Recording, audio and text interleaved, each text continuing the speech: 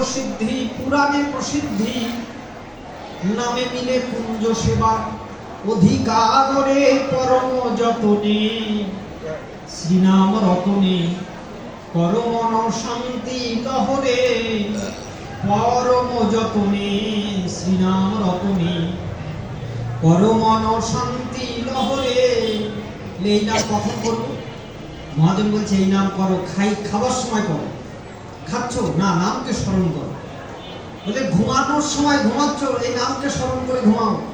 খাইতে শুইতে যথা বলহ বদনে, দেশ কাল আদি নাহিক বিধান। মহাপ্রভু তৃতীয় শ্লোকে বললেন, দ্বিতীয় শ্লোকে নাম নামকারী বহুদা নিজ সর্বশক্তি স্তোত্র অর্পিতা নিয়মিত স্মরণে না কাল।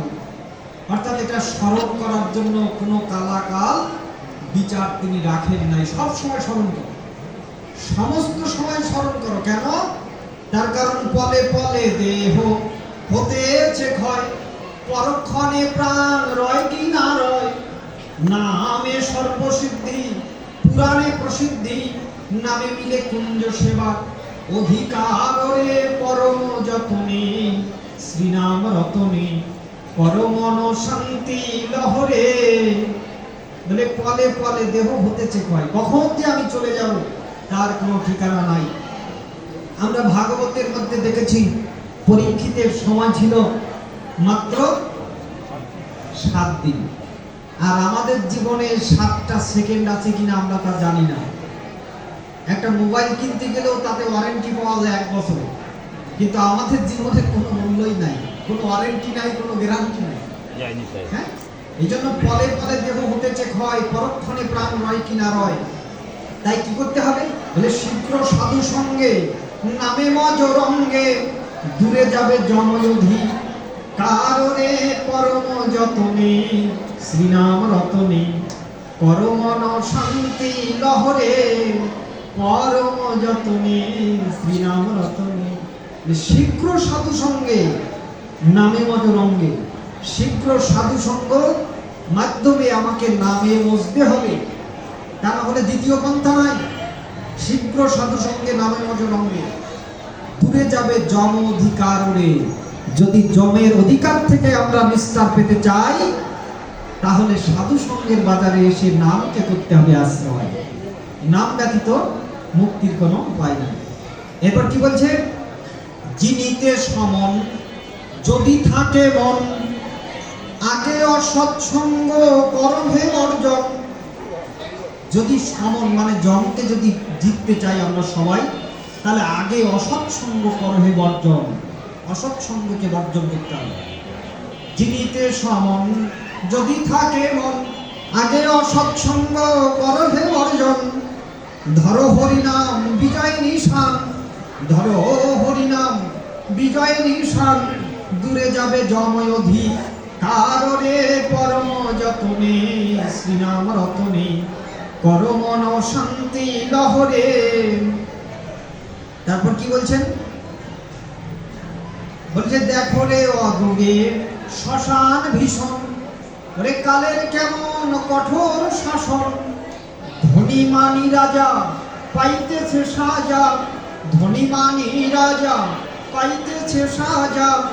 ক্ষমতা খাটে না কারোরে পরম যতনে, শ্রীনাম রতনে পরমন শান্তি লহরে। আচ্ছা, এখান থেকে শ্মশান কত দূর? 2 কিলোমিটার দূর। তাহলে তো অদূরে, মানে কি বেশি দূরে নয়।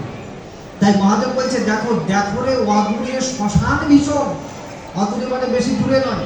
কালের কেমন কঠোর শাসন, সেখানে সবকিছু প্রস্তুত আছে। আমাকে শুধু যাওয়ার উপক্রম, সেখানে কাঠ রেডি আছে, যারা নিয়ে যাবে আমাকে তারাও রেডি আছে,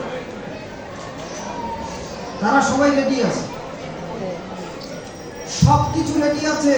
সেখানে ধনী মানি রাজা পাইতেছে সাজা। সেখানে আপনি ধনী হন, আপনি মানি হন, আপনি রাজা হন, আপনি যাই হন না কেন, ক্ষমতা খাটে না কারণে। আপনার সমস্ত জায়গায় আপনি জয়ী হতে পারবেন, পৃথিবীর সমস্ত জায়গাতে আপনি জয়ী হতে পারবেন, কিন্তু দুটো জায়গায় আপনাকে হার মানতে হবে। সেখানে আপনি জয়ী হতে পারবেন না, কখনো পারবেন না। কোন কোন জায়গায়? আমি বলি নাই, মহাভারত বলছে। মহাভারত বলছে দুটো বাঘ প্রতিটা মানুষের পিছনে দৌড়াচ্ছে। একটা বাঘের নাম হচ্ছে জরা, আরেকটা বাঘের নাম হচ্ছে মৃত্যু। এই জন্য সব জায়গায় আপনি জয়ী হতে পারবেন, জয়ী লাভ হবেন, কিন্তু পরাজয় আপনাকে বরণ করতে হবে দুটো জায়গায়।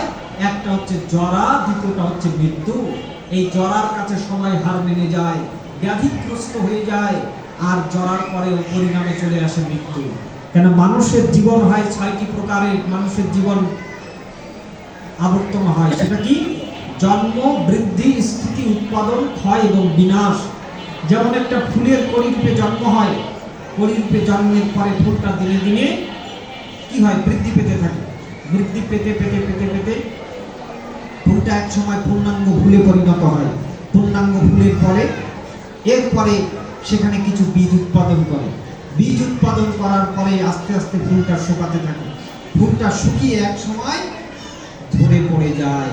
এই জন্য মহাজন কলম দিচ্ছেন, শেফালিকা ফুটে দেখো গভীর নিশীতে, গন্ধ বিদায়ের শেষে ঝরে প্রভাতে, মানুষও তেমন ফুলেরই মতন, তাহার ইশারায় ঝরে যায়, যারে আপন ভাবনি যেমন কেউ তো আপন নয়, এই পৃথিবীর পান্তশালায় সবই মায়ার অভিনয়।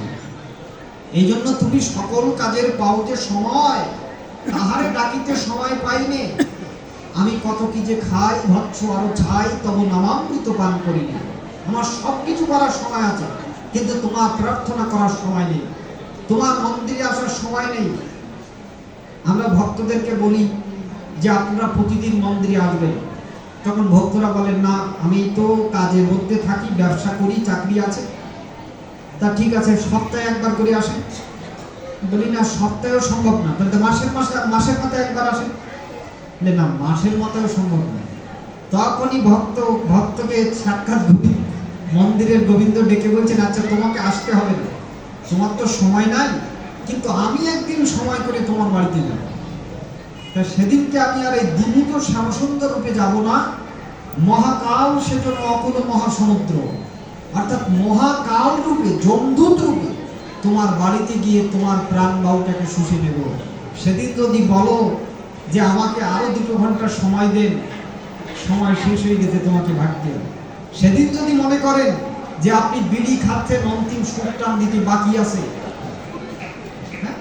তাহলে কিন্তু আপনার সেই সময় দেওয়া হবে না, আপনাকে ছাড়তে হবে জায়গায়। এটাই হচ্ছে আমাদের জীবন।